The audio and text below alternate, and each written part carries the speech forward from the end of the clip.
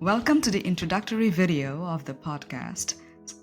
I'm Prachurya, and this isn't a high school science class or a university lecture on basic engineering principles. What you're about to hear from me goes right into the heart of how the world of complex engineering marvels like airplanes, satellites, windmills, lithography equipment, and so on are made ready for consumers and will generate a large amount of revenue for the corporations who are making them.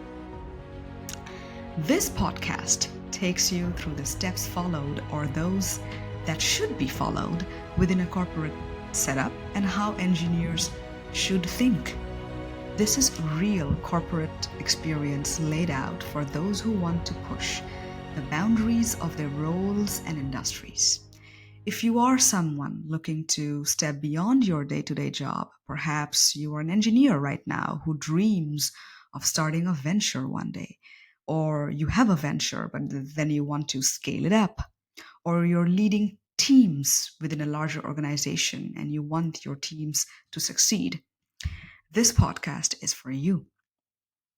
If you are a CTO, an aspiring CTO, or a leader in a medium-sized corporation developing systems, modules, or complex mechanical parts, this is where you need to be.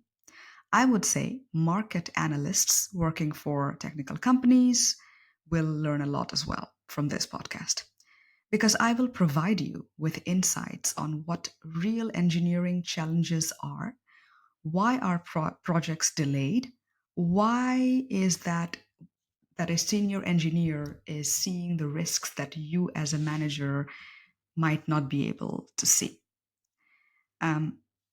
Be aware that I will go into the depths of starting a product from scratch all the way during the conceptualization phases. The products I deal with within this podcast, it will not be in the realm of ordinary products like your microwave or your fridge. But this podcast, as mentioned earlier, is to cater to corporate leaders in the world of innovation and finding new heights to climb and conquer. We will discuss products in the realm of medical devices, energy efficiency, battery technology, semiconductors, and the likes. I want to bring to your attention that no company secrets or confidentiality agreements have been or will be violated consciously while recording the episodes of this podcast. Everything presented here is an amalgamation of knowledge and experiences from various industries and trainings that I have had. The information presented here, to the best of my knowledge, does not overlap with any confidential information that would fall within the trade secrets of any of the companies that I have had non-disclosure agreements with within the last 2 decades. So we're safe. Let me talk a little bit about technical leadership. But then again, you cannot just I don't want to be philosophic and start talking about what is leadership and what is technical leadership, how does it differ from people management, etc., etc. Instead, I'll simply start with giving you my background, and then I will talk a little bit about complexity involved in various modern systems, large systems. And then I will talk a little bit about how to use V model and design for Six Sigma. Perhaps some of these terminologies are new to you, but bear with me. Again, this is an introductory video, so I will not go too much into the details of one product itself. Although the focus of this podcast will be on focusing on the mechanical side of things, I will try my best to incorporate knowledge of high-level electronics and software side as well. This podcast will evolve into a library of guidebooks on how to develop any product that requires a hardware interface. So for entrepreneurs who are into Internet of Things, please pay attention to the valuable details. You will be able to ask the right questions to your internal team members, your suppliers, and your customers. even after a few episodes of this podcast. But of course, my intention is to cater to highly intelligent and passionate people located across several continents. So I won't go around telling you exactly how you should treat your team or your general interfaces as a technical or management lead. I'll provide you with a lot of insights on what it looks like to truly make a product and make it reliable and have it function as intended for a set number of years. The knowledge that I shall share with you will save you millions, if not billions, in settling at lawsuits. This is also a space for visionaries who would want to design and build with precision, reliability, and conscious decisions on the design choices. It's for professional engineers who understand that designing complex systems is not just about solving technical problems, but it is about orchestrating people, processes, and the laws of physics. Each topic will be deciphered into 2 or 3 episodes, depends on the amount of information I would like to share, of course. So, one of the episodes will talk about the organizational and architectural challenges that go with development of complex systems. One episode will be about the real challenges of designing, manufacturing, and integrating the components together. The third episode will be about post development and at customer on site challenges of the product. Each phase is very unique in its own way and brings a set of challenges that have to be foreseen through intuition and past experiences, as well as well rounded leadership. What kind of topics are we going to look at? I'll find an existing product that I have personally never worked on, or a hypothetical product that nobody has ever worked on. I'll challenge myself into figuring out what modules and parts are needed for making sure that this device, aka the system, is functioning in a certain manner.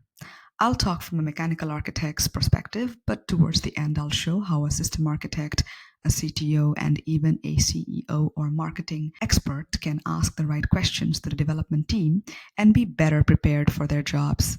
For those who feel that development teams are living in a different world altogether, this is a great podcast. You simply have to pay a little attention.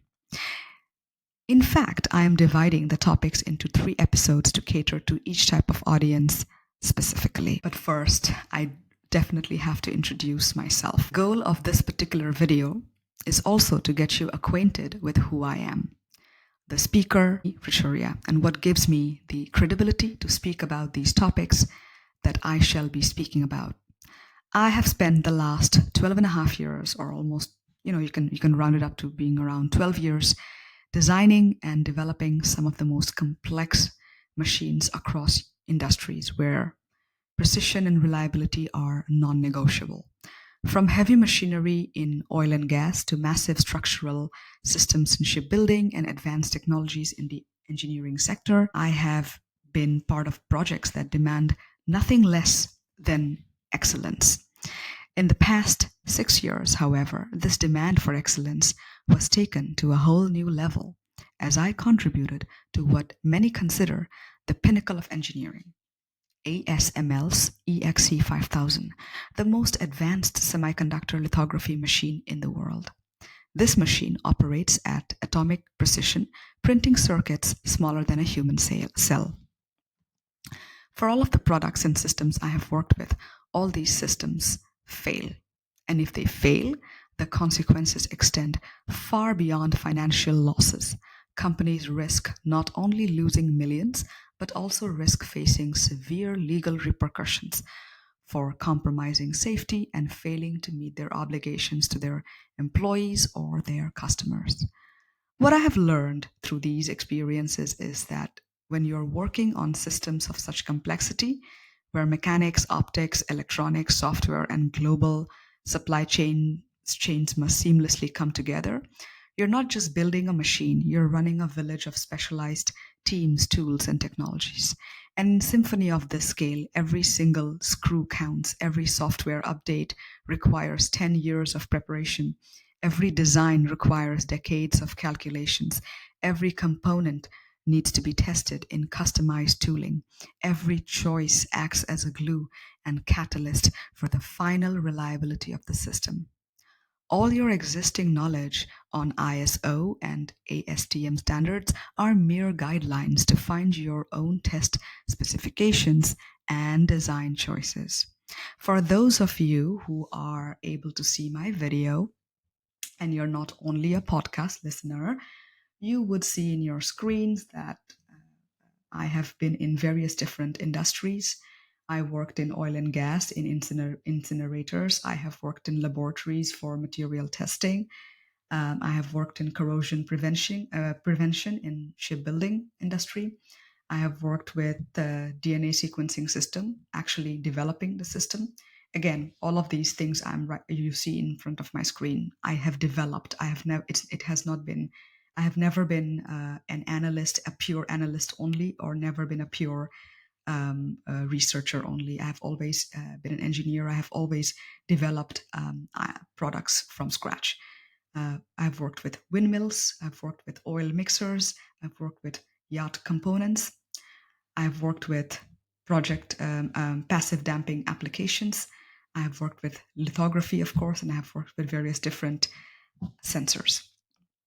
Education wise, I have a 5 years master's in nanotechnology and a 2 years master's in micro nanosystems technology. I'm not going to bother you too much with the details, but of course, if you are interested about me, who I am as a person, you can always ask for having a virtual coffee with me or even an in-person coffee with me.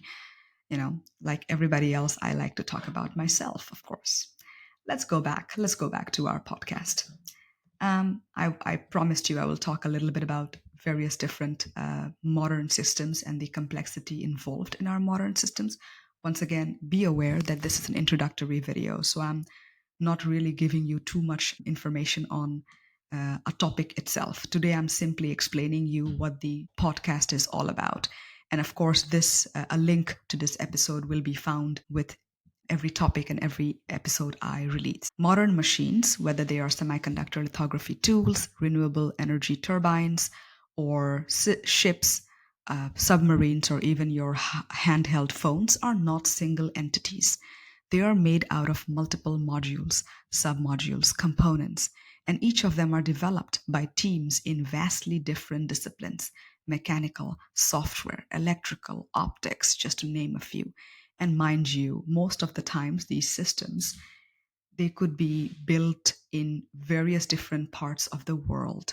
So most of the times when a company is delivering a large complex system, 90% of the development work is done by suppliers who will be developing customized parts for you, or suppliers who will be sending you their off-the-shelf parts that they have already developed.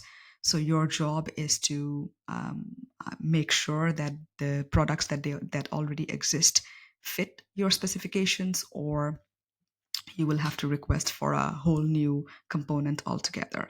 I am sure for many people these terminologies are new, so just hang on, hang around, and as we speak more and as I have more episodes of this podcast, various different terminologies will become clearer and clearer for you. But for now, let's focus on this. Oh, sorry. The sheer scale of these systems means that even a small misalignment of the different connecting parts could lead to a accumulation of stresses during working and therefore cause massive failures. Siemens Gamesa, a leader in renewable energy, developed windmills for the rough terrains and unforgiving climate of Norway. And this is a real example I'm giving you. This is because the Norwegian government wanted to establish itself as equals to their Scandinavian peers in the field of renewable energy. So yes, Siemens Gamesa received a lot of government and public support to station windmills in the freezing cold, windy lands near the Arctic Ocean. This was a multi-million euro project. What was the problem? The blades. The blades froze, became very heavy and brittle, and therefore, guess what? It went through fatigue failure much before the calculated time of failure. What did they do wrong here? Different people with different backgrounds will give different answers, and therefore, in a lawsuit, nobody will win. And therefore, you as a CEO will be suggested by your very, very expensive legal team to, guess what? Settle. But if you bring in a demanding and sincere architect at the beginning of the project, things would be a bit more foresighted, I would say. As one of those architects, I would warn and address all possible risks and mitigate as many of them as possible at the very design and development stage. From the time of designing the blades, I would make sure that no facets can accumulate ice or snow that would build up over time. I would also take control measures after the stationing of the windmills by applying coatings that would repel ice and water. If such a coating doesn't exist, I will find suppliers who will be willing to make one for me. And of course, I would add sensors everywhere to monitor the weight of the blades. See, all of these for simple one failure mode itself. There are hundreds of failure modes of a system like this, and I, as an architect, would make sure that they are all mitigated. If you bring me in the court of law, I will most certainly be able to defend my employer, providing, proving systemic documentation that I and my team have done everything we could to ensure safety, reliability, and quality of the windmills.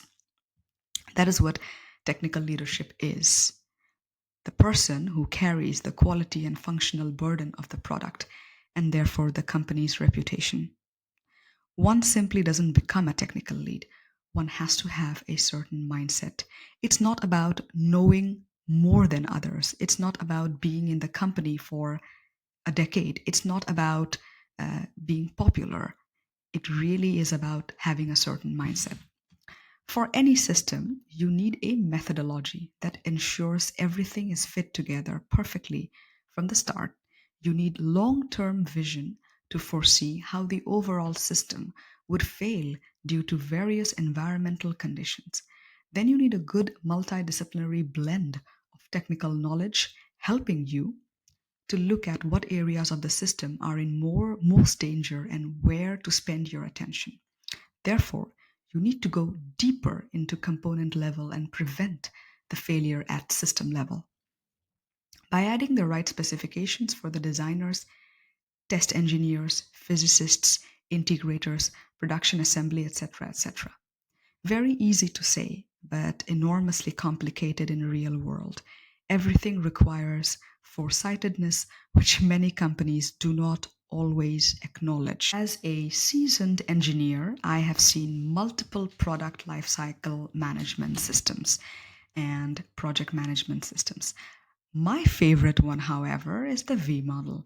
It transforms the development process into a very structured, feedback rich framework that keeps everyone on the same page. What is it? A V model is a product lifecycle framework. What is that? Product. Your product, which could be a large system, as I described in my previous slide, and product could be the phones that you carry with you, or the windmills, or an airplane, or a microscope. So that is your product. Life cycle is the overall phases of making these systems and products. Framework is a set of instructions and guidelines. Imagine the V model as two mirrored arms. You can see it in my screen for those of you who are watching the video. The left arm is where you break down the system from high-level goals to detailed requirements, modules, and components. The right arm is where you build it back again. And at this stage in the middle is where you actually do the work of giving it a physical form. What makes this model so powerful is its ability to close the loop. Every verification step provides feedback to the design team, preventing errors from snowballing into massive integration failures. At the very bottom of the V are the core disciplinary teams like mechanical engineering, electronics, software, fluids, transport, tooling, etc., etc. As you go up from the bottom through the right arm of the V, several tests are supposed to be done in component level and then module level. Component level, module level, and then system level. I'm pointing out to my screen here. How are these requirements being set? You have to wait for the next episode where we will discuss the first ever topic of this podcast, which is a transmission electron microscope. But now I want to bring up another topic, which is the design for Six Sigma. If you look at one level deeper in each of these life cycle stages, I have added possible Six Sigma tools, Kano analysis, Buick matrix, TRIS, etc. This is what I want to mostly focus on in this podcast. I want to show my audience how to build a new product, but make it reliable and make it functional and make it guaranteeable for your customers, that they will actually be able to use your product as intended. My way of doing that would be incorporating the V model and design for Six Sigma into your organization. Of course, each organization has its own way of working, and one can, of course, learn from my podcast and see how they can change certain things within their organization, or how to, I would say, fortify your organization better with design for Six Sigma and or the V model, or both of them together. Why not? Now, here's the thing. I would strongly advise companies to incorporate design for Six Sigma in their everyday way of working, even if you don't incorporate the V model. In statistical terms, Six Sigma means a failure rate of just 3.4 defects per million opportunities. This is an incredibly low probability of failure. If you compare that to traditional processes operating at 3 Sigma, which allow nearly 66,800 defects per million units. If I told you that when you are going on to an open heart surgery and the anesthetic equipment used for keeping you unconscious, or when you are sitting on an airplane, the risk of the system failing had a 6.68% chance, would you get into the surgery or that plane? There you go. Design for Six Sigma tools like failure mode and effect analysis, design of experiments, and statistical process control ensure that failures are predicted, addressed, and minimized during the early stages of a product's life cycle. Why combine the Six Sigma model and design for Six Sigma and V model? Here is the game changer. If I combine the V model and DFSS, on one hand, you have the V model systematically verifying the progress at every level. On the other hand, you have design for Six Sigma proactively designing out failures before they even happen. The V model ensures team communication, that the teams, they communicate and they align, and then you are closing the feedback loop at every stage. You see module component level ideation and execution, module component level verification, system level requirements, system integration and verification, system level concept, customer and marketing insights for the next version. So it's mostly about being feedback rich. V model is all about keeping everyone in the organization aligned on what's going on. My mission is to coach small, medium, and large corporations to take informed decisions. It is not always about cutting costs, but it's about investing a part of your profits into stopping failures from occurring in the field. And it isn't about having a large legal team to save you in the court. It is about taking informed decisions and about hiring the right individuals who have the right foresighted mindset, and of course, allowing those foresighted people to have an impactful voice in your organization. My mission is to bring the principles of V model, design for Six Sigma, reliability engineering, and design choices for precision mechanics to more and more companies across all continents. Mathematics and physics intertwined with statistics and environmental conditions would be the core of this podcast. Until now, the world of precision mechanics is a hidden club with very innovative and high tech companies that serve as manufacturers of extremely precise and submicron level parts. And then those companies in aerospace, automobiles, and semiconductors, they would use the parts of these manufacturing companies to build very sensitive, complex machines, which are the wonders of a postmodern era. I mean, it's really poetic for me personally. Let me help you ask yourself some questions here. Do you want to start a company? Do you want to be a promising CTO? Do you want to be a technical lead? Do you want to make a mark? Do you want to be a visionary? Have I riled you up enough? Well, then you can start anywhere. Nobody can stop you. However, my podcast will act as a catalyst to your journey. It is important to be aware of how things are made so that you know how to make good money out of them and where to invest and cut costs. I'll see you in the next episode from this exact very slide, where we shall go deeper into how to use the framework of V model and design for Six Sigma to develop a transmission electron microscope. Write to me with feedback, and if you want a particular area expanded with more information, let me know. In every episode of this podcast, as I talked about, I will most likely find relevant startups who are working on such a product or who are the competitors of this product. So if you are a startup investor, founder, or even an employee working for some shares in a startup, this podcast could provide you with immense knowledge to dominate the market by realizing the risks early on and taking decisions that will mitigate those risks. For now, I am Prachurya. I will be seeing you in the first ever real episode of this podcast that will talk about transmission electron microscope. And I hope to hear from you. Thank you very much for listening to this episode. See you next time.